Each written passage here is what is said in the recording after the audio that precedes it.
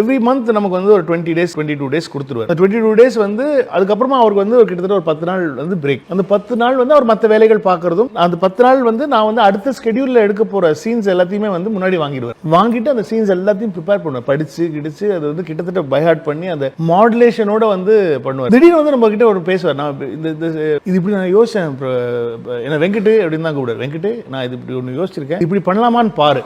அவர் ஒரு சீனை படிக்கும் போது அவருக்கு தோன்ற ஒரு விஷயம் இருக்குல்ல, அது வந்து சில சமயம் இல்லைனா எனக்கு இப்படி போயிடலாம் அப்படின்னு சொன்னால் அது ஓகே.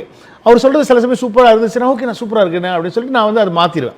இந்த மாதிரி ஒரு சீனோட என்ஹான்ஸ்மெண்ட், இந்த ஸ்டேஜிங்கோட பெட்டர்மெண்ட்டுக்கு யோசிப்பாரே தவிர இந்த நான் இந்த டயலாக் சொல்லணும், இந்த இடத்துல இது பண்ணணும் அது பண்ணணுங்கிறது சத்தியமாக இது வரைக்கும் ஒரு வாட்டி கூட அவர் சொன்னதே கிடையாது. அதுவே ஒரு பெரிய விஷயம் எனக்கு. அவர் நீங்கள் சொல்கிற மாதிரி இப்போ வந்து அவர் இப்போ அரசியலுக்குள்ளே போகிறதுனால அவர் என்ன கேட்டதாலும் பண்ணியிருப்போம் நம்ம. ஆனால் அவர் வந்து இந்த படம் கெடக்கூடாது, அதுக்கு வந்து அந்த படமாக தான் இருக்கணும் அப்படிங்கிறதுல ரொம்ப தெளிவு, அவர் பயங்கரமான தெளிவு. அது நான் அப்படியே தான் விட்டுட்டார். ஸோ அந்த எந்த சேஞ்சஸுமே கிடையாது. பவுண்டில் நாங்கள் என்ன கொடுத்துருக்கோம், அவர்கிட்ட என்ன நான் நரேட் பண்ணணும் அதுதான் படமாக பண்ணியிருக்கேனே தவிர வேறு எந்த மாற்றம் கிடையாது. அது எந்த சைட்லையும், ப்ரொடக்ஷன் சைட்லேயுமே எனக்கு எந்த பிரச்சனையும் கிடையாது. அவர் எந்த இடத்துலையுமே வந்து எனக்கு இது வேணும் பிரபு, எனக்கு இது பண்ணு, இல்லைனா வந்து எனக்கு இந்த சீனை வந்து நம்ம இப்படி மாற்றலாம், இந்த கேரக்டர் இப்படி பண்ண வைக்கலாம் அப்படிங்கிறது வந்து ஒருபோதுமே சொன்னது கிடையாது.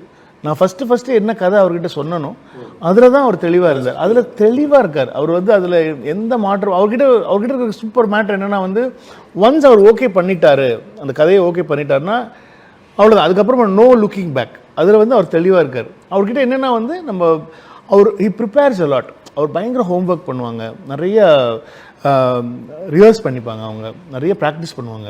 கண்டிப்பாக அரசியல் படம் கிடையாது. இதில் எந்த இடத்துலையுமே வந்து நாங்கள் பெருசாக அரசியல் பேசலை. அதாவது வந்து நான் இப்போ மக்களுக்கு என்னுடைய கொள்கைகளை சொல்கிறதோ, ஏன்னா மக்கள் இவ்வளோ கஷ்டப்படுறாங்க இவங்களுக்காக இது பண்ணணும் அப்படிங்கிற மாதிரியான படம் கிடையாது.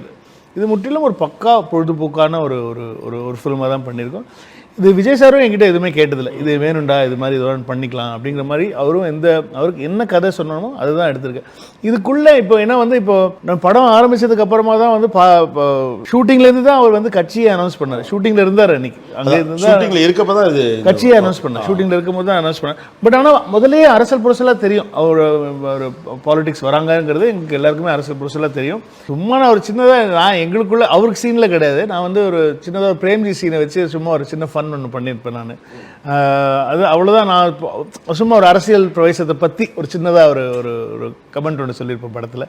அது என்ஜாயபுளாக தான் இருக்கும். என்ஜாயபுளான ஒரு கமெண்ட்டாக தான் வந்து பிரேம்ஜி வச்சு சொல்லியிருப்பேன்.